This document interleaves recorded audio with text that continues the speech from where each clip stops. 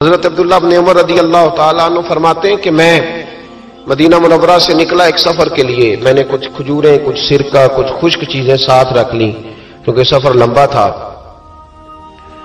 فرماتے ہیں کہ میں ابھی کچھ فاصلہ میں نے مدینے کا طے کیا تو ایک صحرا آیا. دوپہر کا وقت ہو گیا تو میں کھانا کھانے لگا. رمضان کا مہینہ نہیں تھا، محرم سفر کے ایام چل رہے تھے. میری باتیں سمجھ تو آ رہی ہے نا آپ حضرات کو؟ سب کو آ رہی ہے؟ اللہ آپ کو جزا عطا فرمائے. کہتے میں دوپہر کے کھانے کے لیے وہاں رکا. میں نے وہ کھجوریں نکالی، سرکہ نکالا، کھانے لگا تو ایک چرواہا بکریاں چراتا چراتا آ گیا. وہ نوجوان تھا، اس کے چہرے پر میں نے بڑی روشنی دیکھی. غریب آدمی تھا، بکریاں چراتا تھا. ہم لوگ بھی جب کھانا کھانے بیٹھتے ہیں تو کوئی آ جاتا ہے تو اس کو دعوت دیتے ہیں، بھئی آ جا تو بھی کھانا کھا لے. کہتے میں نے اسے کہا کہ میاں آ جا روٹی کھا لو. کہنے لگا نہیں، اللہ آپ کو جزا دے، میرا دل چاہتا تھا کہ کوئی میرے ساتھ کھا لے. اللہ کے بندوں کی خواہش ہوتی ہے نا کوئی مہمان مل جائے. فرماتے میں نے دوبارہ کہا بھئی آ جاؤ کھا لو. کہنے لگا نہیں حضور اللہ آپ کو جزا دے. میں نے دوبارہ تیسری دفعہ اصرار کیا، میاں تھوڑی سی کھا لے. کہنے لگا حضور اصرار نہ کریں، میں نے روزہ رکھا ہوا ہے. آج مزدور جو ہے نا ان سب نے رٹا لگا کے یہ سبق یاد کیا ہے کہ میں چونکہ محنت کرتا ہوں تو میں نہ بھی رکھوں تو خیر ہے. رمضان کے روزے بھی مزدور چھوڑ دیتے ہیں. اللہ کسی شخص پر وہ بوجھ نہیں ڈالتا جو وہ اٹھا نہ سکے. رب بندوں سے پیار کرتے، اسے پتا تھا انہوں نے مزدوریاں کرنی ہیں. مزدور روزہ رکھ کے دیکھے، وہ دیکھے اسے کچھ بھی نہیں ہوگا. حضور نے تو کہا صوم تصحو، تم روزہ رکھو اللہ تمہاری صحت میں اضافہ کر دے گا. یہ تو تندرستی والا کام ہے. کہنے لگا حضور روزہ رکھا ہوا ہے. تو حضرت عبداللہ بن عمر رضی اللہ تعالیٰ عنہ کہتے میرے دل میں خیال آیا پتہ کروں کہ صرف روزے دار ہے کہ نیک بھی ہے. صرف روزے دار ہے کہ نیک بھی ہے، صرف نمازی ہے کہ نیک بھی ہے، صرف حاجی ہے کہ اللہ سے بھی ڈرتا ہے. ذرا دیکھوں تو صحیح، آزماؤں. آپ فرماتے میں اٹھ کے قریب گیا، کھانا میں نے کھا لیا تو بکریاں تھیں اس کے پاس. 300-400 بکری چرا رہا تھا. تو ایک بکری کی پشت پہ میں نے ہاتھ پھیرا. میں نے کہا بیچو گے؟ بیچو گے بکری؟ کہنے لگا حضور میں چرواہا ہوں، دیہڑی پہ کام کرتا ہوں، مزدوری لیتا ہوں، ان کا مالک تو کوئی اور ہے. تو آپ فرماتے میں تو پہلے دیکھنا چاہتا تھا کہ نیک بھی ہے کہ نہیں. تو میں نے اسے کہا کہ بکریوں کے مالک سے کہہ دینا ایک بکری بھیڑیا لے گیا ہے، کہہ دینا مالک سے. تو آپ فرماتے جب میں نے اسے دیکھا نا تو غریب تھا، پھٹے ہوئے کپڑے تھے. دامان توکل کی یہ خوبی ہے کہ اس پر پیوند لگے ہوتے ہیں پر دھبے نہیں ہوتے. آپ فرماتے ہیں کہ میں نے کہا کہ کہنا کہ بھیڑیا لے گیا تھا.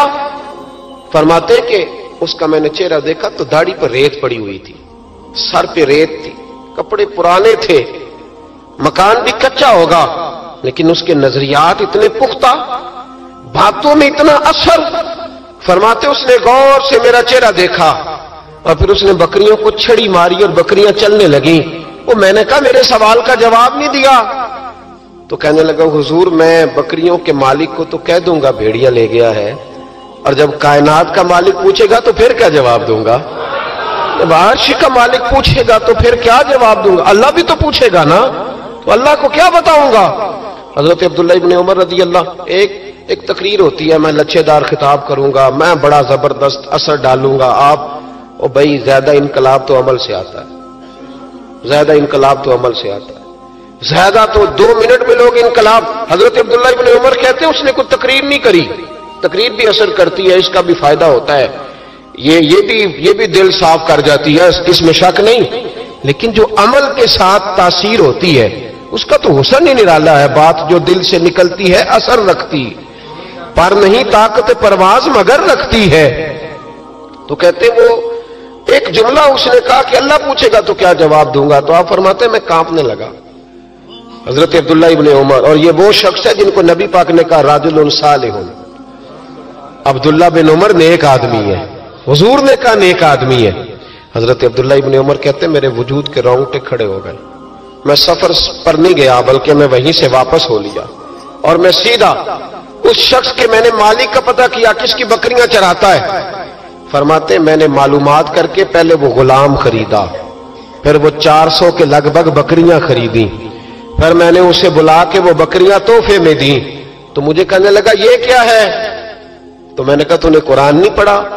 اللہ سورہ طلاق میں فرماتا ہے کہ تم مجھ سے ڈر جاؤ، میں ہر مشکل سے نکلنے کا تمہیں راستہ دے دوں گا، وَيَرْزُقْهُ مِنْ حَيْثُ لَا يَحْتَسِبُ، اور تمہیں وہاں سے روزی دوں گا جہاں سے تمہارا کبھی گمان بھی نہیں گیا ہوگا۔ فرمایا تو چونکہ اللہ سے ڈرتا تھا تو یہ رب کریم نے تجھے روزی عطا فرمائی ہے، یہ بکریاں اب تیری ہیں۔